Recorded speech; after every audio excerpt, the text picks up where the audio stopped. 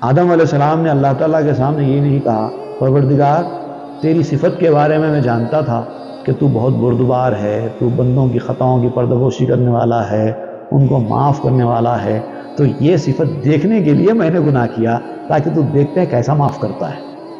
ایسا کہا تھا کہ آدم علیہ السلام نے، ایسی مجال اللہ کی معرفت رکھنے والے کسی کو بھی نہیں ہوتی۔ یہ جاہلوں کی سوچ ہے، اگر ایسی سوچ آتی بھی ہے تو، چونکہ تمہاری عقل گستاخ ہے، غلط باتیں سوچتی ہے، اس لیے یہ چیزیں تمہارے ذہن میں آتی ہیں کہ میں امتحان کے لیے ایسا کر رہا تھا، میں جاننا چاہتا تھا کہ ایسا کرے تو کیا کرتے۔ یہ دراصل گستاخ عقل کی نشانی ہے، اور ایسا کرنا گناہ کرنے سے بھی زیادہ خطرناک، غلطی کرنے سے بھی بڑی غلطی ہے۔ بڑوں کے ساتھ امتحان لینے کا طریقہ اختیار کرنا، میں دیکھنا چاہتا تھا کہ کیا کرتے ہیں۔ یہ بڑے لوگ کرتے ہیں، چھوٹے لوگ نہیں کرتے۔